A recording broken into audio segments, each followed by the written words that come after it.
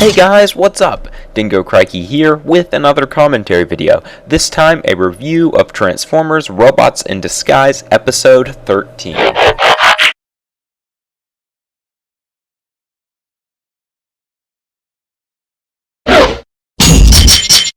So this episode was expected to be a significant one because with a lot of cartoons, episode 13 and 14 are kind of the turning point, especially for ones that start off kind of slow. While Robots in Disguise, along with a lot of other cartoons, officially end their first season at episode 26 or 25, I think you can divide a lot of shows into periods of 13 episodes. I think this really stands out in anime. The first 13 episodes or so will kind of focus on not necessarily filler, but episodic plot lines and throw in little tidbits and hints of what we might expect further down the road. And supposedly these episodes are kind of supposed to develop characters too and just, I guess, expose us to the world. And after that period, we'll really get into the meat of the story.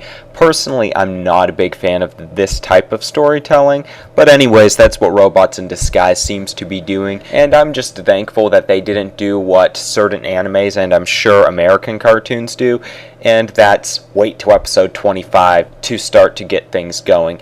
While episode 13 of RID isn't fabulous, it does start to pick up the game a little bit and show that the show may be going in a more serious direction. Obviously, we had the Optimus Prime storyline and him being betrayed by, I think his name was Optimus Prime, then the Bumblebee plotline, which initially comes off like a lot of the other plotlines in these episodes. Obviously, we had the Skunkticons, they have some special ability, they use it on the Autobots have to overcome that, but within all of that, we have Bumblebee put in positions where he has to make harder choices and figure things out and actually discipline the Autobots a lot harsher than he's done up to this point. While fortunately there still is a lot of humor thrown in there, it's regulated much better, and the show does throw it in our faces that, yeah, we're trying to be a little bit more serious, at least at points. My problem with this is, it is just thrown in our faces. While I do like seeing Bumblebee be more stern, he kind of starts before there's really that much of a reason to, at least in comparison to the previous episodes.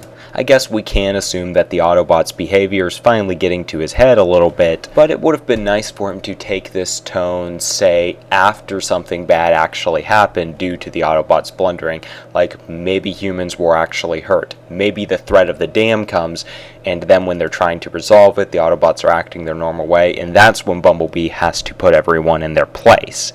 And it's a tight call, so, this starts stressing Bumblebee out a little bit more. They just kind of threw it at the audience, and I didn't really like that. In contrast, I think that the 2000s Teen Titans cartoon did a better job at building character tension within a 13-episode span and showing us the motivations behind that tension and what they eventually resulted in. I don't really think that Bumblebee's more serious tone is something that we're going to see consistently within the next few episodes. They're probably going to kind of throw it back into the story and then sort of have filler in between, and I don't mind them having some light-toned moments, but it would be nice if it was more fluid than just jumping between filler, goofy episodes and Bumblebee serious episodes.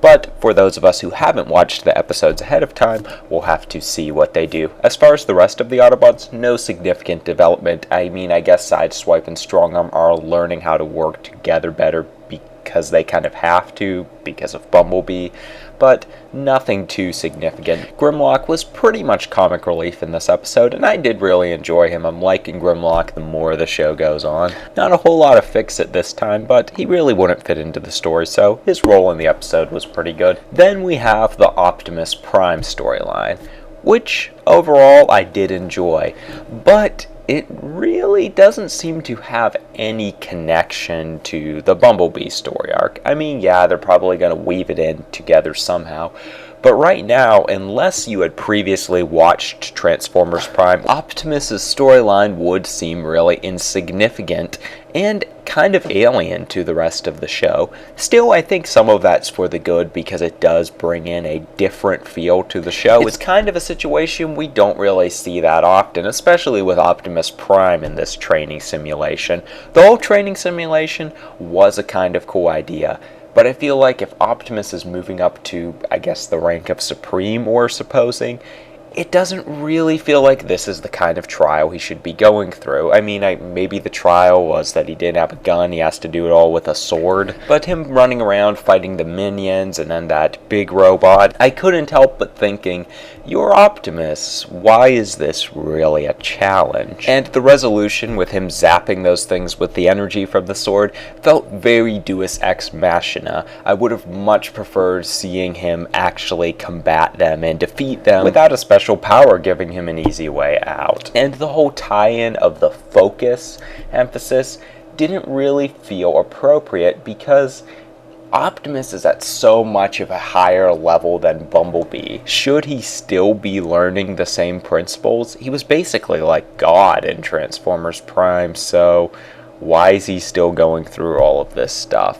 The whole training session altogether, don't get me wrong, it was kind of cool initially, but ultimately it kind of went nowhere. I much would have preferred, like, Micronus Prime walking Optimus through, like, some Cybertronian history that's unknown, maybe discussing Megatronus Prime, who we're supposedly going to see. So the Optimus story is initially eye-catching, but as it goes on, it's nothing really that great, which is kind of one of the big problems with the show to this point. At a glance, some ideas in the show seem pretty cool, but it lacks so much density. It's like, here we have this plot that could be told in about 5 minutes, and we're going to drag it out over a 20-minute episode. And we might have this bigger plot for the first 25 episodes of the show, which might not be a bad plot, but it's not something that should be covering a span of 25 episodes. This is another one of those things that a lot of shows, especially cartoons, seem to do. They only have so much material to work with,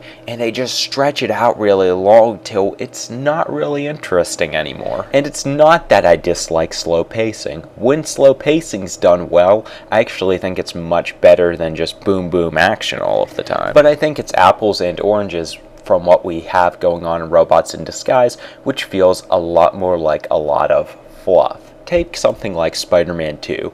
Yeah, it's kind of slow-paced for a superhero movie, but there's a lot of character development happening with Peter Parker's character during that time, so it's not just useless filler. We're understanding more about the characters, his motivations, why he wants to stop being Spider-Man and then starts being him again. Robots in Disguise is really doing nothing with a lot of this time. Maybe it will prove us wrong in these next 13 episodes and just come out swinging, be amazing, and make everything that happened during this first half seem completely relevant. I don't really see the show going in that direction. So overall thoughts, pretty good episode, not the best, but it definitely was one of the stronger ones. As the show goes so far, it's getting better, but it's not becoming Transformers Prime anytime soon. Anyways, that's my thoughts on it. You guys can leave yours in the comment section below. What do you think of episode 13 of Robots in Disguise and the direction that the show seems to be taking? Or do you think the show is really going to take that direction, or doing this jump back and forth between filler, main plotline kind of thing? Leave your thoughts in the comment section below, along with any topic suggestions you have. That's all for this video. Thanks for watching, stay tuned, and have a good one, guys.